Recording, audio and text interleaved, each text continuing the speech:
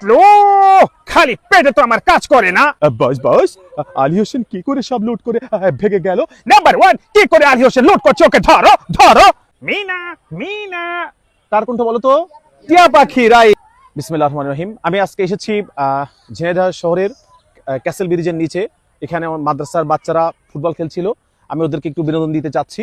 ওরা মোটু পাতলু কার্টুন দেখে, কিন্তু কখনো ওরা সরাসরি মোটু পাতলুর ভয়েস কখনো শোনেনি। আমি তাহলে প্রথম মোটুর কণ্ঠ দিয়ে শুরু করি, ওকে? পাতলু খালি পেটে তো আমার কাজ করে না। এটাকে বলে বলো তো? মোটু বলে। তারপরে নাম্বার ওয়ান, নাম্বার টু কে জানো? নাম্বার ওয়ান তোমার নাম কি? আর্জেন্টিনা জার্সি পরা তোমার নাম কি? কি নাম? আলী হোসেন। বস বস, আলী হোসেন কি করে সব লুট করে ভেগে গেল?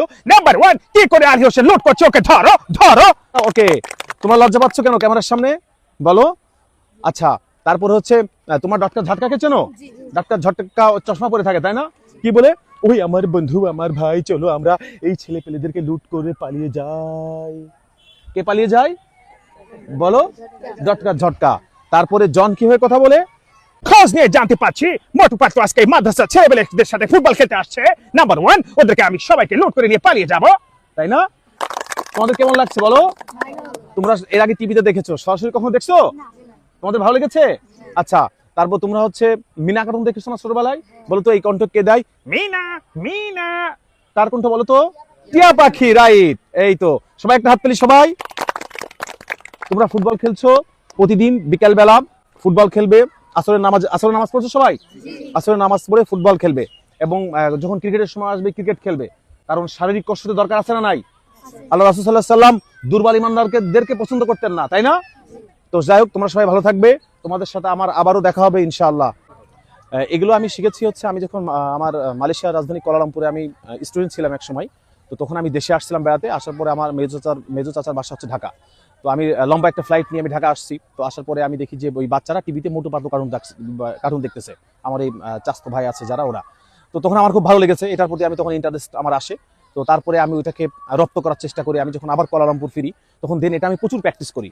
তো প্র্যাকটিস করার 1 বছরের মধ্যে দেখি আমার এটা রপ্ত হয়ে যাচ্ছে। এবং খুব আমি যখন চেষ্টা করি, তো তখন এই মোটু, তারপরে হচ্ছে জন, নাম্বার ওয়ান, ডাক্তার ঝটকা, এদের কণ্ঠগুলো আমি রপ্ত করতে সক্ষম হই। এটা রপ্ত করেছি শুধুমাত্র বাচ্চাদেরকে বিনোদন দেওয়ার জন্য, যাতে বাচ্চারা স্কুলমুখী হয়। বাচ্চারা হচ্ছে টিভিতে যে কার্টুনগুলো আছে এগুলোর জন্য বাচ্চারা না দেখে। হ্যাঁ, এই জন্য এটা আমার রপ্ত করা। এটা হচ্ছে Jhenaidah Islamic ideal school, Byaparipara Shapla Chattar. বাচ্চাদের একটা স্কুল। বাচ্চারা হচ্ছে জেনারেল শিক্ষার পাশাপাশি আরবিও শিখবে এবং জেনারেল শিক্ষাও শিখিতে হবে। বাচ্চাদের জন্য আমার মেসেজ, তারা জন্য হচ্ছে দিন এবং আখলাক শেখে। পিতামাতাকে সর্বপ্রথম তার জন্য পিতামাতার খেদমত করে। আমরা দেশের বাইরে যখন যাই, বিভিন্ন কান্ট্রিতে যাই, দেখতে পাই যে হচ্ছে এখনকার অধিকাংশ সন্তানরা পিতামাতার খোঁজ রাখেন না, পিতামাতাকে বৃদ্ধাশ্রমে রাখেন। এইটার জন্য এখনকার সন্তানরা ছোটবেলা থেকে পিতামাতার ভক্তি, পিতামাতার প্রতি শ্রদ্ধা, পিতামাতার প্রতি যে সম্মান, এটা যেন তারা ছোটবেলা থেকে শেখে যে পিতামাতা হচ্ছে আমানত, পিতামাতা হচ্ছে বোঝা নয়। এটা হচ্ছে বাচ্চাদের জন্য, এখনকার প্রজন্মের বাচ্চাদের জন্য মেসেজ। এখনকার যে যুব সমাজ, তাদের উদ্দেশ্যে মেসেজ হচ্ছে তারা যেন চিন্তা করে যে এই দুনিয়াটা খুব কঠিন। বাবা মার টাকা তারা খরচ করছে বাইরে, কিংবা তারা এই যে আসার পর দেখি তারা বড় বড় মোটরসাইকেল নিয়ে ঘুরে বেড়ায়। তারা কিন্তু একটাবার চিন্তা করে না, ভবিষ্যতের ভাবনা তারা ভাবে না। কথাই কিন্তু আছে, ভবিষ্যতের ভাবনা ভাবাই কিন্তু জ্ঞানীর কাজ। তো তারা তাদের বাবা মার কথা যদি তারা অবদ্ধ হয়, বাবা মার কথা যদি তারা না শোনে, তাহলে এই যুব সমাজ কিন্তু মাদকের যে ভয় থাবা, এখান থেকে তারা কিন্তু বের হতে পারবে না।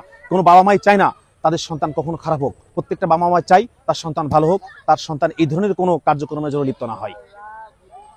ইসলামিক টিভিকে ধন্যবাদ জানাচ্ছি আমাকে এত সুন্দর একটি আমন্ত্রণে আমাকে রাখার জন্য।